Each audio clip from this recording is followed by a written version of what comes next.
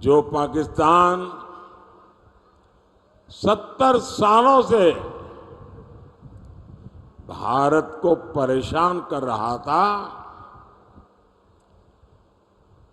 जिसके हाथ में बम का गोला रहता था, आज उसके हाथ में भीख का कटोरा है।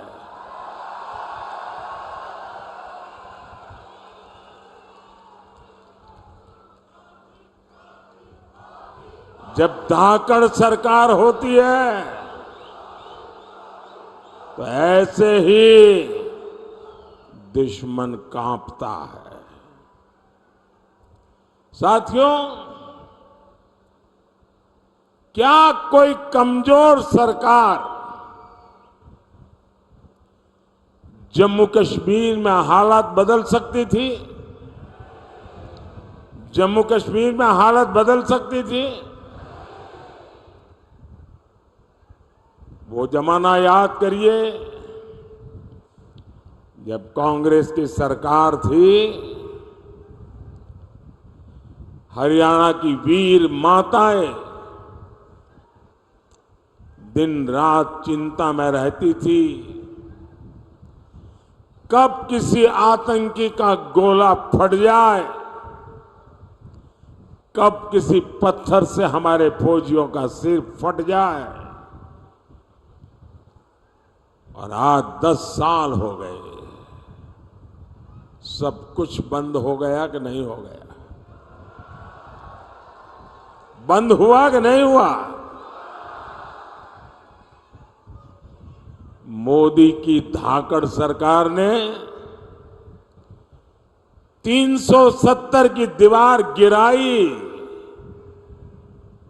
और कश्मीर विकास के रास्ते पर चल पड़ा है।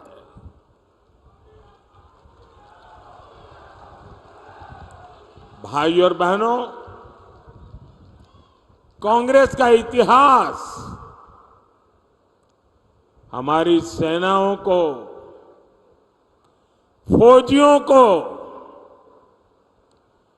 धोखा देने का रहा है। देश का पहला घोटाला कांग्रेस ने भारत की सेना में ही किया था। इस ट्रैक रिकॉर्ड को कांग्रेस जब तक सत्ता में रही हमेशा नए नए घोटाले करके उसे उसने बनाए रखा। बोफोर्स घोटाला, पनडुब्बी घोटाला, हेलीकॉप्टर घोटाला, कांग्रेसी भारत की सेनाओं को कमजोर बनाकर रखते थे। जानते हैं क्यों? ताकि विदेश से हथियार मंगाने के नाम पर मोटी कमाई कर सके। हमारे सैनिकों की छोटी छोटी जरूरतों को तो ये कांग्रेसी पूछते तक नहीं थे। हमारे सैनिकों को कपड़े, जूते, बुलेट प्रूफ जैकेट ये भी ठीक से नसीब नहीं होते थे। उनके पास अच्छी राइफलें तक नहीं थी। उन्हें लाठी देकर कहा जाता था कि आतंकियों की गोलियों का मुकाबला करो। और जब मोदी सरकार में आया तो उसने कहा अब ये नहीं चलेगा। मैंने भारत की सेनाओं को आत्मनिर्भर बनाने का अभियान शुरू किया। आज सेना को मेड इन इंडिया हथियार मिल रहे हैं। जो भारत कभी दूसरे देशों से हथियार मंगाता था, वो अब दूसरे देशों को हथियार बेच रहा है।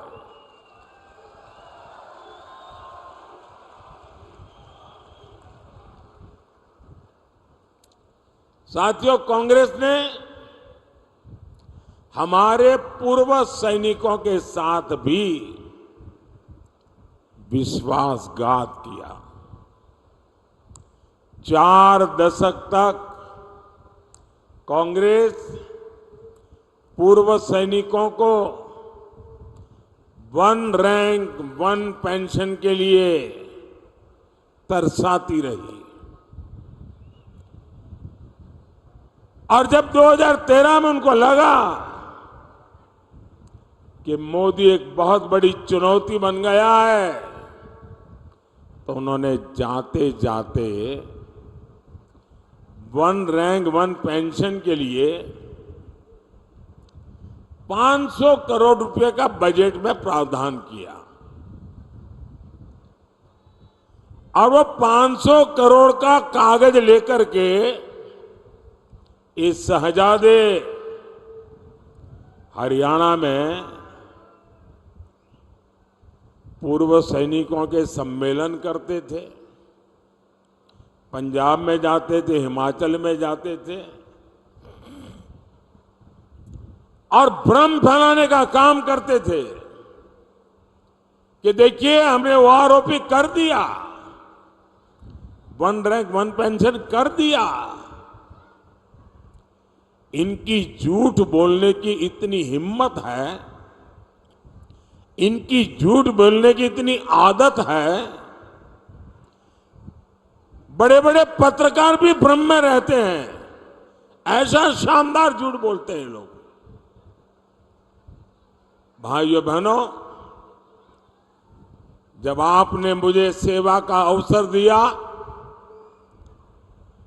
मोदी ने डंके की चोट पर 1 रैंक 1 पेंशन का वायदा पूरा किया।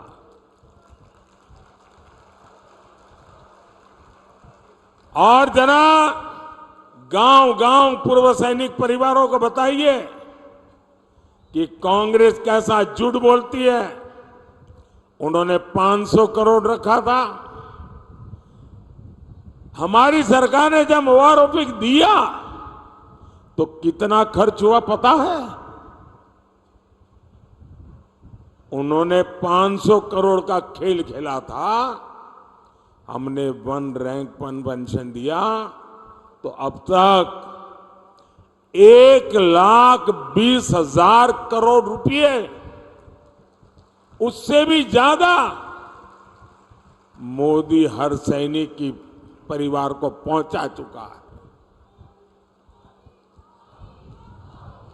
अब आप बताइए, 500 करोड़ कागज पे लिख करके देश के लिए जीने मरने वाले, देश के लिए जान की बाजी लगाने वाले,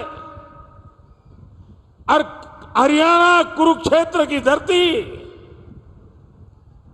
जहां सत्य विजयी होता है, उस धरती पर पूर्व सैनिकों के सामने झूठ बोलने का पाप किया था।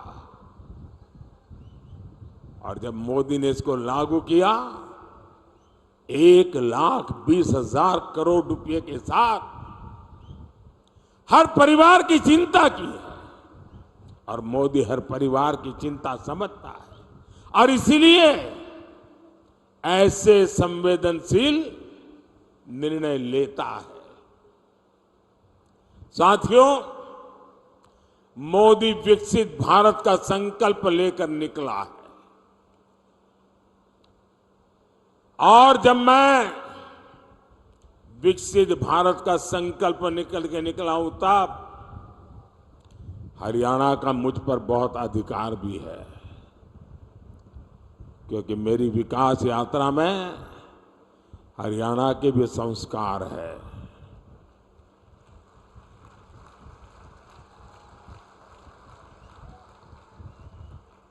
मैं आज आपको गारंटी देता हूं,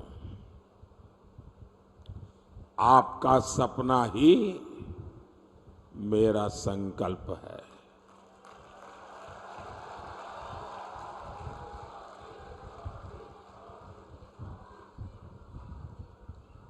पल पल आपके नाम, पल पल देश के नाम, 24/7 फॉर 2047।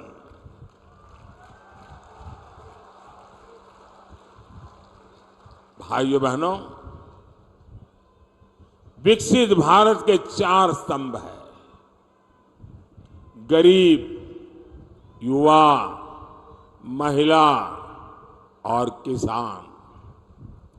मोदी इन चारों स्तंभों को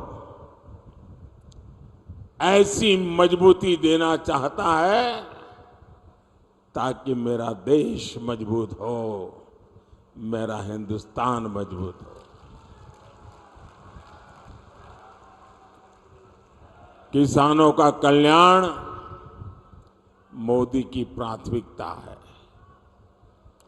2014 से पहले के 10 साल में कांग्रेस की सरकार ने देश के किसानों से सिर्फ, और ये भी मेरा एक काम करेंगे, जरा मैं आपको पूछता हूं, मेरा एक काम करेंगे?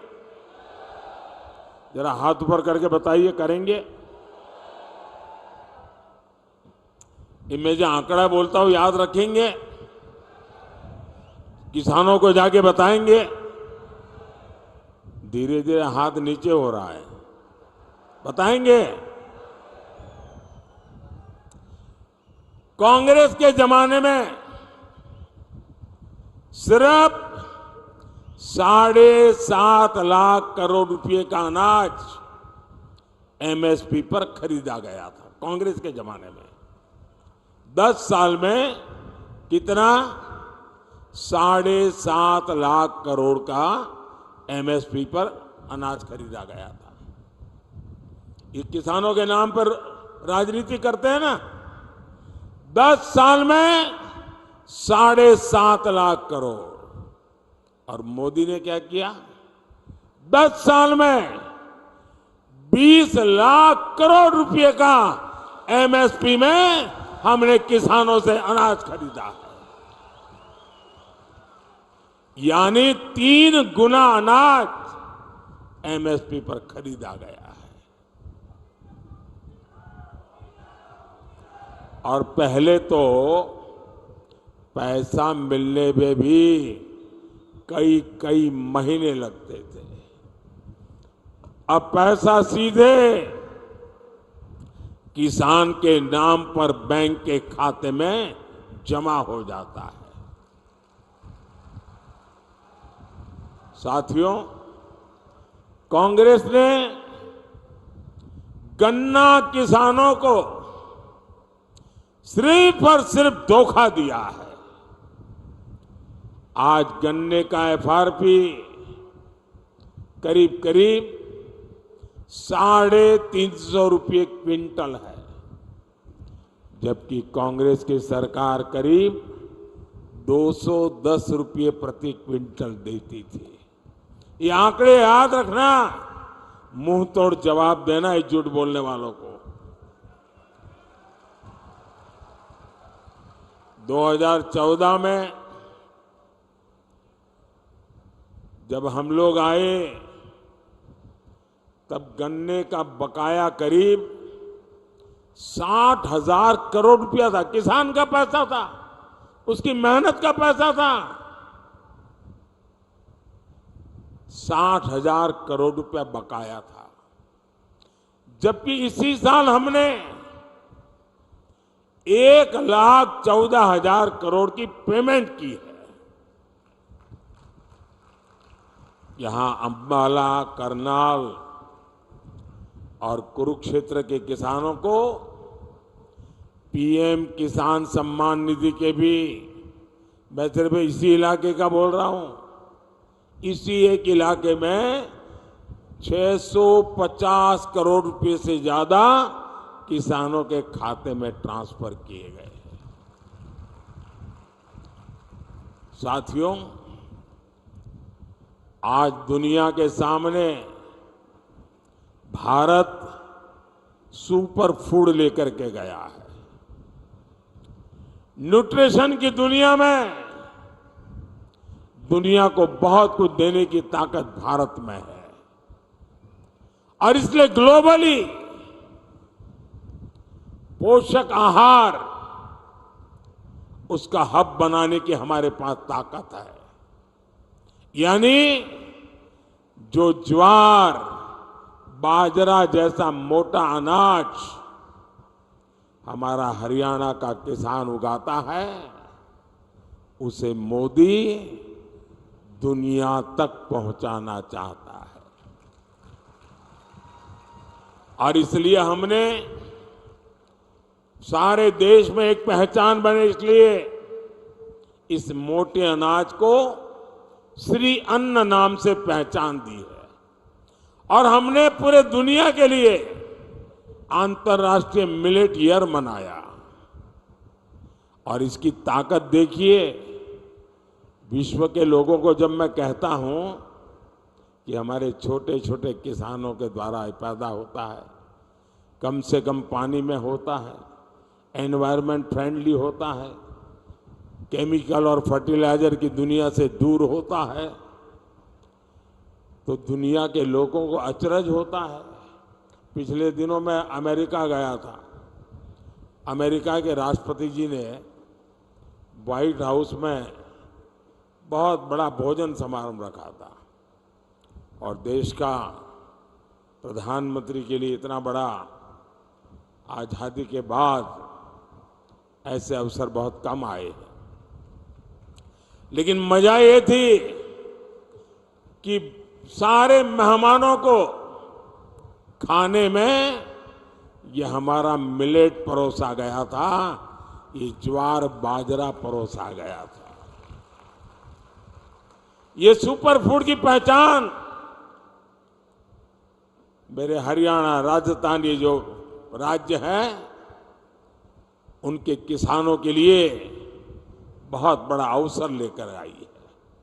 साथियों, हम एक बहुत बड़ी, दुनिया की सबसे बड़ी योजना उसको लेकर के आए हैं।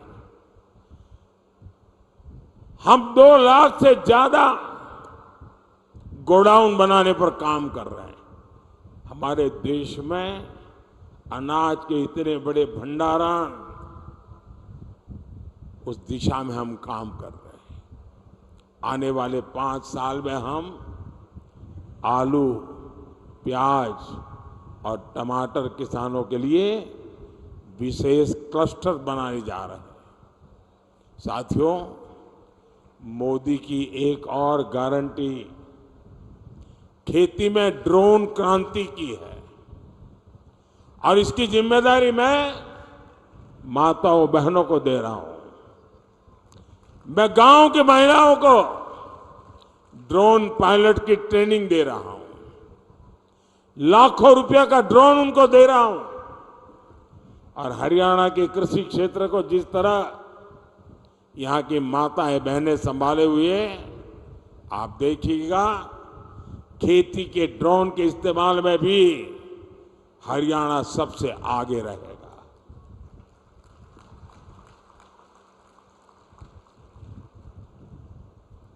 साथियों, खेलों की दुनिया में आज हरियाणा का इतना नाम है, तो उसके पीछे हमारी बेटियों की ताकत है।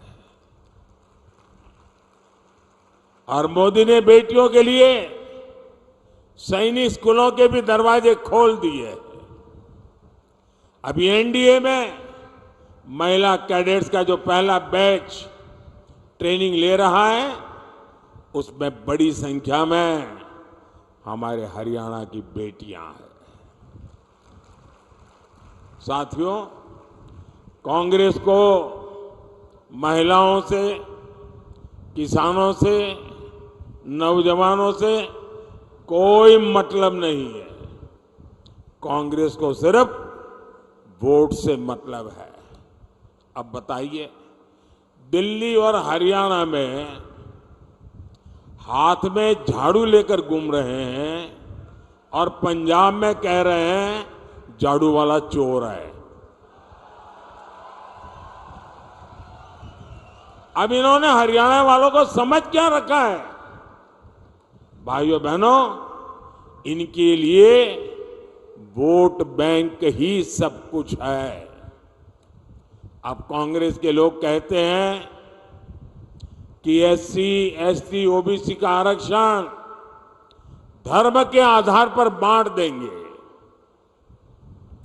ये दलितों का, पिछड़ों का आरक्षण छीन लेना चाहते हैं।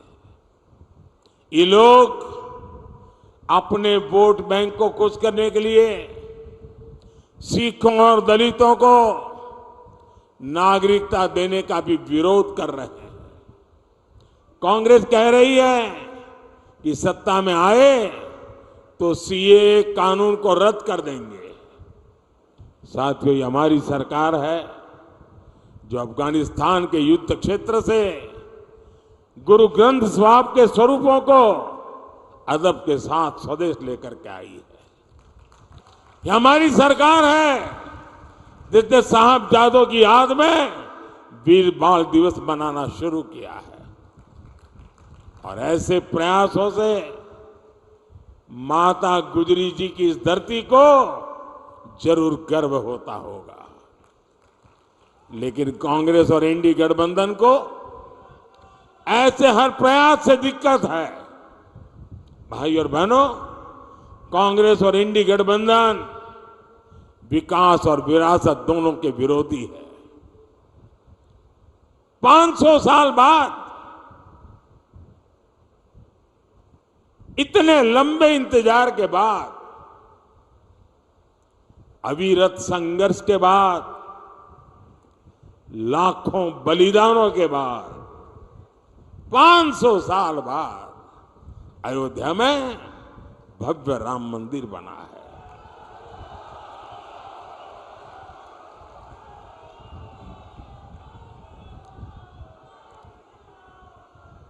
पूरा देश राममय हो चुका। पूरा देश राम मंदिर से इतना खुश है, इतना खुश है, जिसे लोग समझ नहीं पाते हैं। लेकिन कांग्रेस और एनडीए गठबंधन के नेता आए दिन मंदिर के लिए अपमानजनक बातें करते हैं। भाई और बहनों, हमारी सरकार अंबाला की दिल्ली से कनेक्टिविटी बढ़ाने के लिए लगातार काम कर रही है। हम यहां के एयरफोर्स बेस को उड़ान योजना से भी जोड़ रहे हैं। बहुत जल्द ही आप अंबाला से दूसरे शहरों के लिए हवाई जहाज पकड़ सकेंगे। पहले मनोहर लाल जी के दरमियान और हम नायब सिंह जी के नेतृत्व में अंबाला उत्तर भारत का एक बड़ा इंडस्ट्रियल हब बन रहा है। इन सब का फायदा यहां के युवाओं को होगा। उनके लिए रोजगार के नए मौके बनेंगे। ये चुनाव भारत को आत्मनिर्भर बनाने के लिए है। ये चुनाव भारत को विकसित बनाने के लिए है। ये चुनाव देश का प्रधानमंत्री कौन हो, किसके हाथों में देश सुपुर्द किया जाए, इसके महत्व वाला चुनाव है। साथियों, 25 मई को आपके यहां चुनाव है और 25 मई को अंबाला से बहन बंटो कटारिया जी हमारी उम्मीदवार है। करनाल से श्री मनोहर लाल जी है और कुरुक्षेत्र से भाई नवीन जिंदल जी मैं आपसे आशीर्वाद मांगता हूं, भारी वोटों से इनको विजयी बनाइए और इन तीनों को मिला आपका वोट सीधा सीधा मोदी के खाते में जाएगा। और इसलिए ज्यादा से ज्यादा मतदान हो। सुबह 10 बजे से पहले मतदान कैसे बढ़े? पहले मतदान फिर जलपान, ये संकल्प को कैसे घर घर पहुंचाए। ज्यादा से ज्यादा पोलिंग बूथ जीत करके आए और हर परिवार को अपना वोट का अधिकार उपयोग करने के लिए प्रेरित करें। मेरे साथ बोलिए, भारत माता की, भारत माता की। बहुत बहुत धन्यवाद।